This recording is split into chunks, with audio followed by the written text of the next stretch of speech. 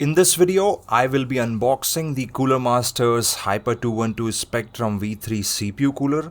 This is a budget CPU cooler, but as it has got Cooler Master in its name, I am expecting some decent performance out of this.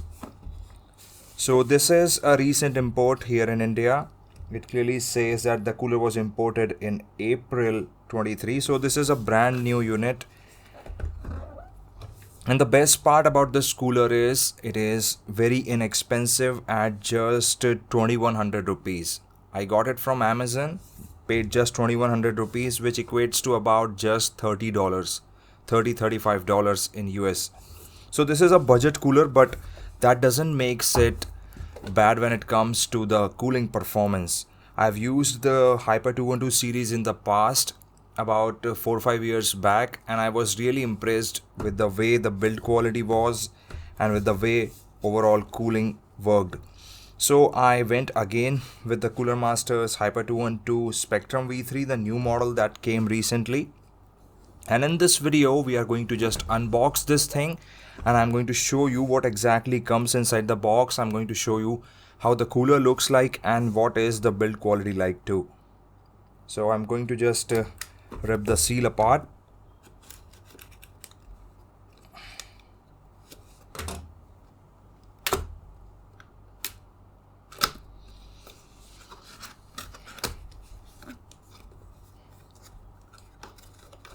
So we have some foam that is protecting the cooler from the top, some mounting hardware, I guess. Yeah, so there are some fan clips, retention bracket for the CPU, and then the mounting hardware for the cooler itself. We have, I guess, some moisture protection too. Then I guess this heatsink is going to come out like this. By the way, a really good looking box. So here we have some documentation which mentions how to install the cooler. So this cooler out of the box supports LGA 1700, 1200 and AM5 too.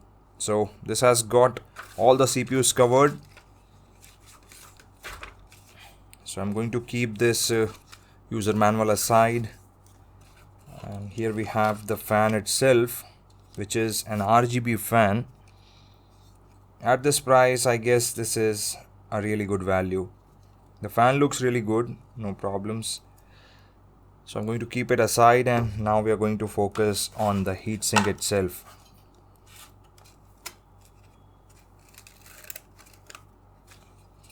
So the bottom part is covered with this plastic thing.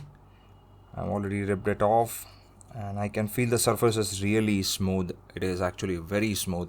So the surface is basically really flat. Even though there are multiple heat pipes here, I don't feel any sort of inaccuracies when I'm, letting my fingers go through them. As far as the heatsink is concerned, it looks really good. The build quality is very good. I think it is going to perform really on par with all the competing air coolers in this price range. Previously, I tried the Deepcool Gamex, which I really don't like. The build quality was really cheap. The heat sinks and the mounting mechanism that was with that cooler was really cheap. I never liked the Deepcool Gamex series or the cheap Deepcool coolers that are available on the market. But as far as this cooler is concerned, I'm really liking it so far. I'm not sure about how this is going to perform, but I'm going to use it on an i3 10th generation CPU, and I think this cooler is going to be more than sufficient for that CPU because it has got just 4 cores and a total of 8 threads. So I just want that CPU to run under 50C all the time, so I went ahead and bought this.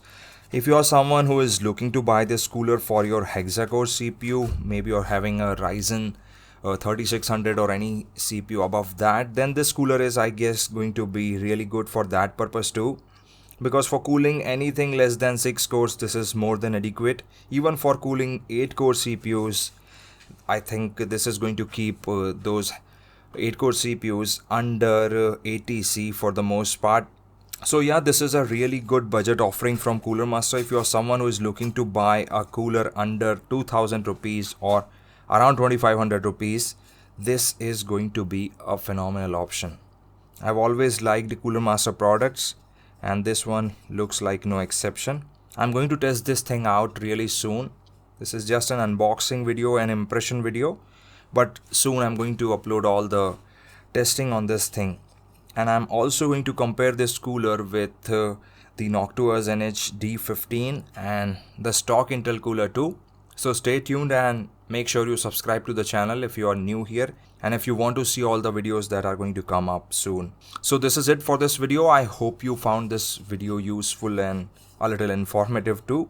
Thank you very much for watching. Do subscribe and I'll talk to you in the next one.